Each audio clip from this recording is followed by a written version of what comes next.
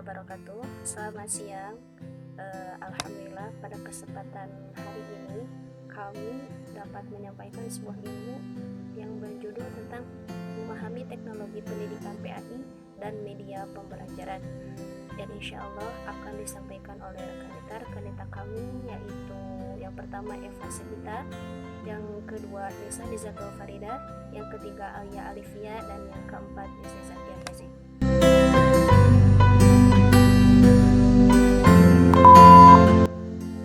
Bismillahirrahmanirrahim. Assalamualaikum warahmatullahi wabarakatuh. Di sini saya akan menyampaikan materi pertama, yakni pengertian media teknologi pendidikan pada pendidikan agama Islam. Yang pertama, apa itu pendidikan? Pendidikan, menurut arti sempit atau mikro, merupakan interaksi antara pendidik dan juga peserta didik, baik di keluarga, sekolah, maupun masyarakat.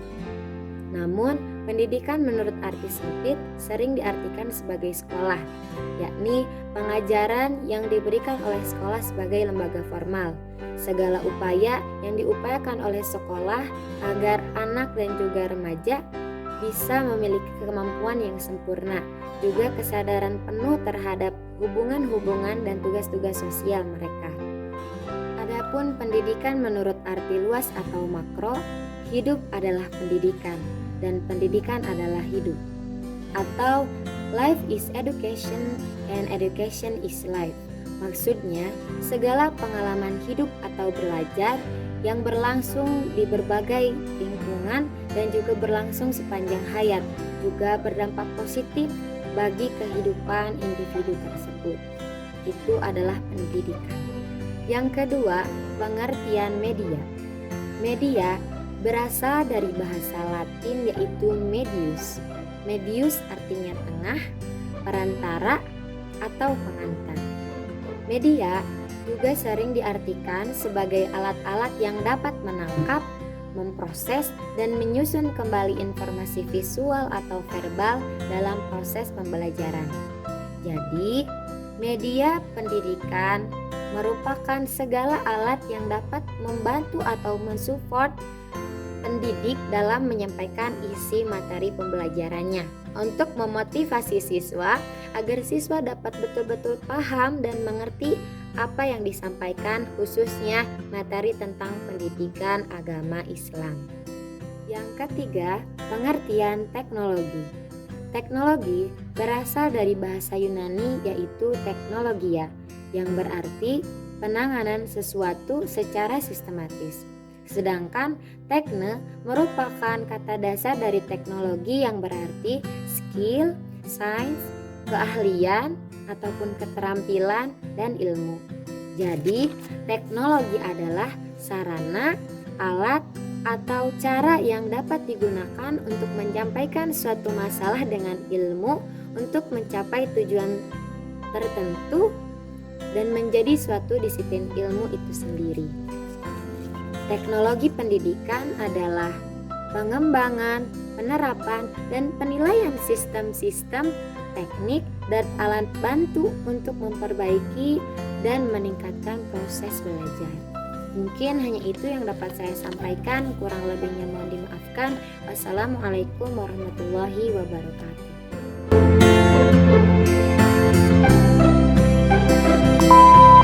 Bismillahirrahmanirrahim. Di sini saya akan menjelaskan pembahasan materi yang kedua, yakni tentang tujuan dari media teknologi pendidikan pada pendidikan agama Islam. Tujuan media teknologi pendidikan pada pendidikan agama Islam itu digunakan untuk upaya peningkatan atau mempertinggi mutu proses belajar mengajar. Dalam peningkatan mutu proses belajar mengajar supaya menjadikan tujuan dalam media pendidikan. Maksudnya, mutu dalam proses belajar mengajar kita dapat mengindikasikan bahwa proses belajar mengajar dengan menggunakan media tersebut kita akan bisa meningkatkan suatu keefisiensian dalam proses belajar mengajar. Jadi guru itu tetap menjaga relevansi materinya dalam menyampaikan tujuan pembelajarannya serta akan menjadikan siswa itu berkonsentrasi dalam proses belajar mengajar. Mengapa dikatakan guru harus selalu berkonsentrasi dalam membawakan siswanya supaya ikut dalam proses belajarnya? Karena guru itu dituntut untuk membawa suasana kelas itu supaya siswa selalu mengikuti dalam proses pembelajaran atau dalam berlangsungnya kegiatan belajar mengajar di kelas. Tujuan penggunaan media pendidikan pada pendidikan agama Islam itu sebagai alat bantu dalam proses pembelajaran, yaitu untuk mempermudah proses pembelajaran, meningkatkan efisiensi dalam pembelajaran, serta menjaga relevansi suatu materi dengan tujuan pembelajaran dan memberikan konsentrasi kepada siswanya. Selanjutnya, pembahasan yang ketiga mengenai fungsi media teknologi pendidikan pada pendidikan agama Islam. Fungsi media teknologi pendidikan pada pendidikan agama Islam itu sebagai alat bantu. Media berfungsi sebagai melicin jalan untuk mencapai suatu tujuan pembelajaran. Maksudnya di sini sebagai pelicin jalan itu supaya kita dapat menyampaikan tujuan pembelajaran media harus mampu menyampaikan suatu pesan yang disampaikan dari guru kepada siswanya. Jadi kita itu harus ingat bahwa suatu pembelajaran merupakan proses komunikasi antara guru dan siswa. Mengapa demikian? Karena dalam proses komunikasi itu harus ada pesan yang disampaikan, baik berupa pesan, dalam hal ini berupa materi pendidikan. Pesan yang disampaikan itu dengan menggunakan media harus cocok dan kreatif, sehingga siswa itu akan terangsang dan terbawa untuk mengikuti suatu proses pembelajaran dengan serius dan aktif. Fungsi media pembelajaran pada pendidikan agama Islam itu diantaranya: 1. Memperlancar interaksi antara guru dan siswanya. Yang kedua, sebagai perangsang dalam proses pembelajaran.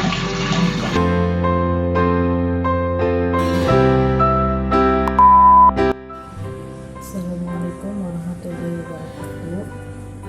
Kemudian ciri-ciri dari media pembelajaran yaitu ada 3. 1. Ciri fiksatif, artinya ciri yang menggambarkan, melestarikan, dan mengkonstruksi suatu peristiwa atau objek.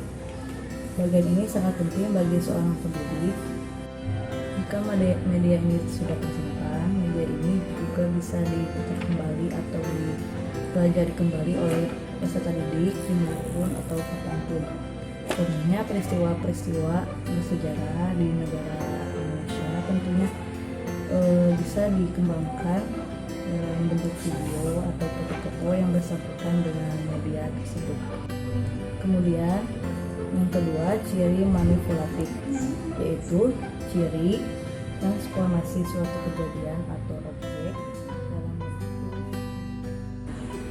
kejadian yang memakan waktu beberapa hari atau beberapa bulan bisa disampaikan pada waktu 2 menit atau sampai 3 menit atau selebihnya 15 menit. Contohnya, perkembangan pada embrio dalam kandungan seorang ibu yang aslinya itu 9 bulan. Kalau dalam ciri manipulatif tersebut,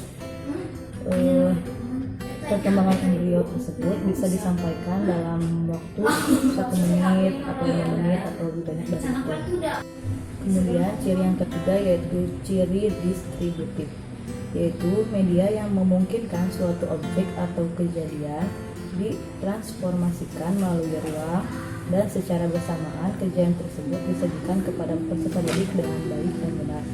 Contohnya, kejadian di daerah-daerah yang sulit atau bahkan tidak mungkin dikunjungi oleh siswa dapat dihadirkan di ruang kelas mereka tanpa melakukan kegiatan yang memerlukan usaha keras. Contohnya seperti menyediakan CD atau tes disk. Kemudian manfaat dari media teknologi pembelajaran PAI ada 9. 1. Penyeragaman penyampaian materi. Nah, penyeragaman di sana bisa dengan langsung memberikan materi tersebut atau dengan ditambah dengan berbagai kisah-kisah inspirasi ataupun video-video, foto-foto yang bersangkutan dengan materi tersebut. 2. Materi lebih jelas dan menarik para peserta didik. Jelas di sana bisa dipahami dan dicerna oleh peserta didik tersebut. Ketiga, pembelajaran lebih interaktif. Maksud interaktif di sana di mana siswa dilibatkan langsung dalam pembelajaran tersebut. Keempat, efisiensi waktu dan tenaga. Kemudian yang kelima, meningkatkan kualitas hasil pembelajaran. Itu yang contohnya kalau kualitas hasil pembelajaran yang awalnya itu rendah, maka bisa meningkatkan kualitas dengan memanfaatkan media dan teknologi pembelajaran PAI. Kalau emang awalnya sudah bagus, maka lebih ditingkatkan lagi kualitasnya.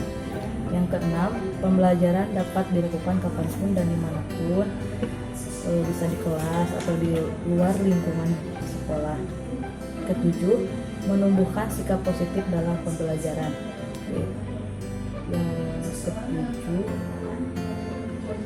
Yang kedelapan,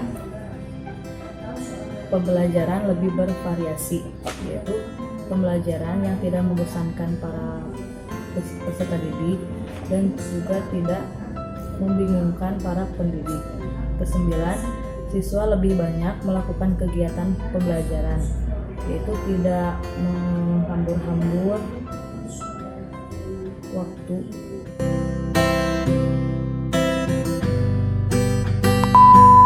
Untuk materi terakhir yang insya Allah akan saya sampaikan, saya akan menyampaikan tentang media pembelajaran PAI. Media pembelajaran PAI itu terbagi ke dalam 2 kelompok. Yang pertama ada yang bersifat benda dan yang kedua bukan bersifat benda. Media yang bersifat benda terbagi ke dalam 4 bagian. Yang pertama ada media visual, media yang hanya mengandalkan indera penglihatan saja. Di antaranya ada komik, diagram, dan lain-lain. Yang kedua ada media audio, media yang hanya mengandalkan indera pendengaran saja. Di antaranya ada radio dan tape recorder. Dan yang ketiga ada projected still media. Di antaranya ada slide, OHP, dan infocus. Dan yang keempat ada projected motion media. Di antaranya ada televisi, komputer, internet, dan lain-lain. Kemudian yang kedua ada media yang bersifat bukan benda. Yang pertama adalah study tour. Study tour itu siswa langsung berkunjung ke tempat studi tersebut seperti ke museum, candi, dan lain-lain. Dan yang kedua ada media yang bukan benda itu, diantaranya ada seperti keteladanan, ada larangan, ada perintah, ada anjuran, ada cegahan, dan lain-lain.